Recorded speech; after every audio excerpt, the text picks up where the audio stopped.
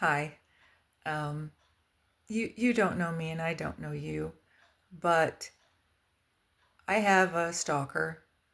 Um, it's electronic harassment, and it's been going on for years. So, in those years, I've learned a few things that I'd like to share with you, um, so that I can bring awareness to how they do it. I don't know everything about it because I really don't want to. It's not my thing. But I was a nurse for 20 years and I've started picking up on things. And I found something online that was printed in 1974. Okay? It's a figure of a woman. And I don't know if you can see it, but if you can screenshot that and read it, I'd do it because this system was designed in 1974 by the military, and gonna read you a little bit about what this says, okay? And try and explain it to you. You see all those areas with arrows? Those are all the areas on a person that they can affect. All right?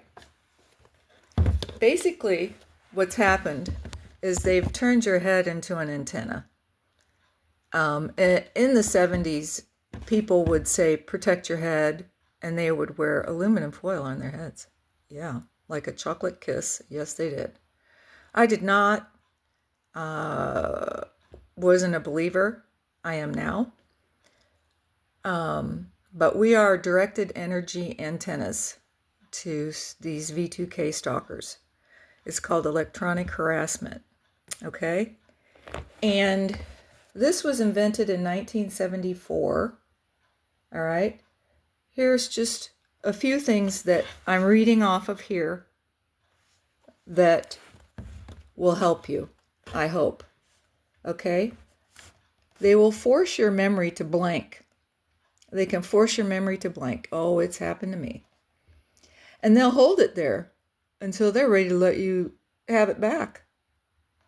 Okay? Uh, um, Changes to your hearing. Okay? Volume and even content. Okay? Sudden violent itching inside your eyelids. Forced manipulation of your airway, including externally controlled forced speech. Now, I've had trouble breathing, and I've actually had my throat almost closed shut during one hospital visit. Okay? Are you listening? Because you're going to learn something. Wildly racing heart rate. I usually hear my heart at night. And what was weird was when I was in the hospital during the day, my blood pressure would be like 112, and at night it would go up to like 150. And I would be sleeping. Okay? So, wildly racing heart without a cause. All right? Now, remotely induced violent rash, itching for hard to reach areas, also described as little shocks, like little pinches or bites. I thought bugs were biting me.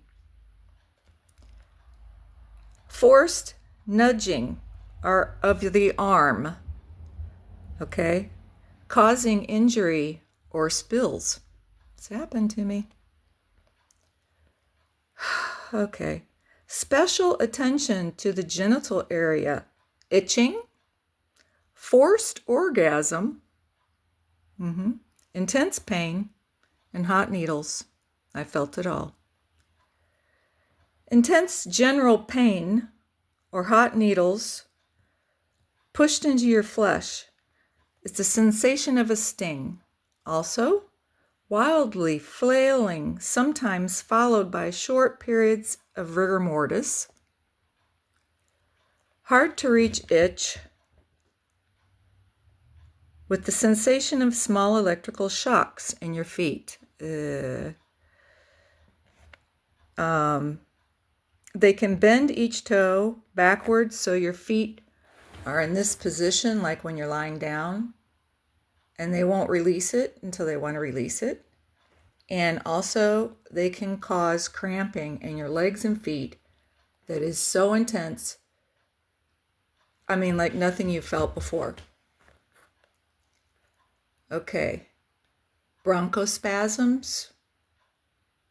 And, oh, here's one. Your children will ask you, Mommy, how can that lady talk with her mouth closed?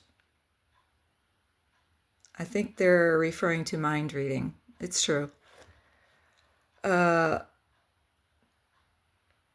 Forced waking visions. Oh, man. I have been scared at night. I've actually thought I've seen people in my room.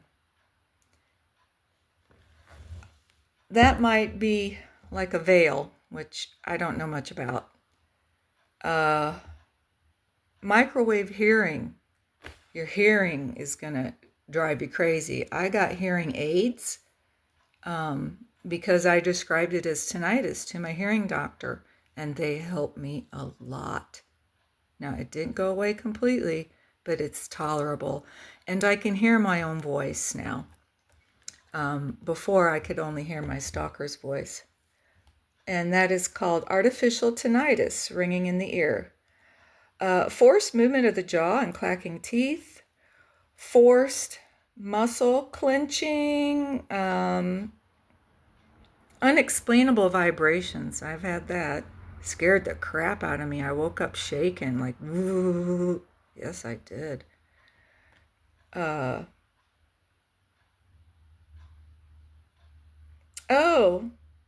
Cases of repeated fresh batteries dying. My hearing aid batteries. They don't last like they used to. No, he knows I have a hearing aid. He doesn't like it. He wants to rip them out. But he also wants to put his hand over my mouth while I'm sleeping. And it's actually my hand. Okay. But he can make it function while I'm sleeping.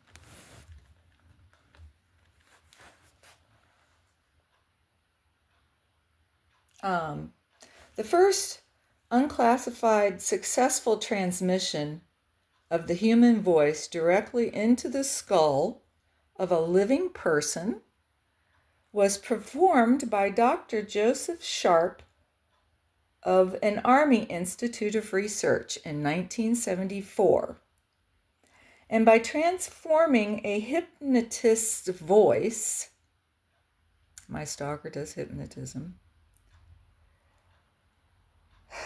to very silent sound, okay, used in the Gulf War, it is possible to hypnotize a target without the target being aware and leaving zero trace evidence. This has all happened to me.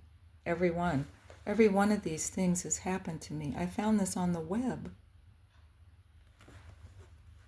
My stalker told me it's called a SIMP machine, and he got it from his grandpa after the Civil War, which, come on, really? Anyway, this is called psychoelectronic weapons effect, and it's true. It was developed by the military, and somehow the public got a hold of it. It's a machine. A SIMP, S-I-M-P machine, SIMP machine. There's a unique feature of sleep prevention. Typically occurs at precisely the same time, night after night, for weeks or months to the second. Wakes me up at... Ugh. Okay, sudden overheating, all over body pain, forced caffeine jolt, sleep prevention, forced drop in your tracks, sleep inducement. irresistible go here, go there commands.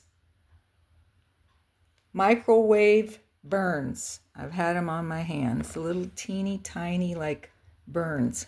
Yep. Electric shock sensations.